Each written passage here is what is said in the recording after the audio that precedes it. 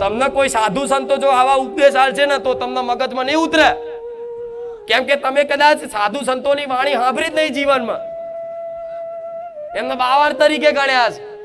નકર સંતોની વાણી એટલી પવિત્ર હોય છે ને કે આ જન્મ નહીં જન્મો જન્મના બંધન તૂટી જાય એવી સંતોની વાણી હોય છે. પણ આ સંતોની વાણી સાંભળવાનો કોઈ ટાઈમ નહીં હોતો. એમને તો ગણે કે આ તો સંસાર ત્યાગીને બહાર જતા રહ્યા છે, તો એ સંસાર તમારા માટે ત્યાગ છે, આ સમાજ માટે ત્યાગ છે. આ ધર્મ ટકી રહે એના માટે એમની તપસ્યાઓ હોય છે. એમનો પોતાનો વ્યક્તિગત સ્વાર્થ નહીં હોતા. એમની જોડે તો જે બધું હોય ને એ બધું છોડીને જતા રહ્યા છે એક ભગવાનની પ્રાપ્તિ માટે. અને એ ભગવત એક ભગવાનની પ્રાપ્તિ કરે ને તો એના માધ્યમથી ભગવાન હજારો લોકોની અંદર એક શ્રદ્ધાનું બીજ પેદા કરે. તો ક્યારે તમે કોઈ દાડ ભગવદ ગીતા વાંચી છે? આમાંથી કોઈ ભાગ્ય કોઈ હશે 5%. કોણે કોણે ભગવદ ગીતા વાંચી? મને કહો, આંગળી ઊંચી કરો. નથી ને? શા ઘણા એવા 5%, 10% હશે. તો ભગવદ ગીતાના જે સાર વાતો છે ને એ સાર વાતો જ સમજાવું છું.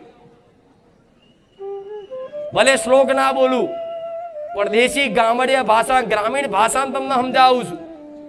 અને આ ચૂંદડી ઓઢીને સમજાવવાનું એક જ કારણ છે કે તમને આ વિશ્વાસ, ધૂળમાં વિશ્વાસ છે ને, તો હું ધૂણીને હું મેલડી બોલું છું. તમને કદાચ તમે ચમકે અત્યાર સુધી અભ્યાસ જ આનો રાખ્યો છે એટલે તમને આ વસ્તુ પર ઓંધળો વિશ્વાસ કરી લીધો છે કે કોઈક ભુવા જોડ જઈને કઈક જંતર મંતર આલ દે, જંતર મંતર આલ દે.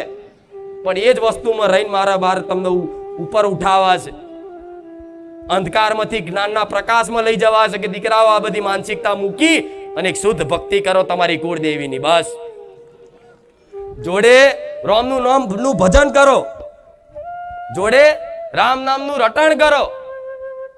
જો કદાચ તમારા જીવનમાં દુઃખ કદાચ આવશે ને કર્મો અનુસાર, કર્મ કર્યું છે તો દુઃખ આવવાનું જ છે. કર્મ કર્યું છે તો દુઃખ તમારા ઘેર આવવાનું જ છે કાયમ માટે. કોઈ આ સંસારમાં સુખી થવાનો નથી. પછી ગમે તેટલા દાન કરો, ગમે તેટલું કરો, બધું કરો, પણ જેને જેવું સમય અનુસાર, કર્મો અનુસાર દુઃખ લખેલું છે એના પેઢીમાં, એના વ્યક્તિગત, એના તો દુઃખ આવવાનું જ છે. પણ જો કદાચ એ દુઃખમાં તમારી કુળદેવીનો, મારા જેવી માતાનો હાથ હશે ને, એક વિશ્વાસ હશે ને, તો દુઃખમાં બાથમાં ઘાલીને રાખીશ કે દીકરા ચિંતા ના કરાવ, વાવાઝોડું છે જતું રહેશે, જતું રહેવા દે, હું ચિંતા ના કરીશ, ચિંતા ના કરીશ, હું બેઠી છું, ચિંતા ના કરીશ.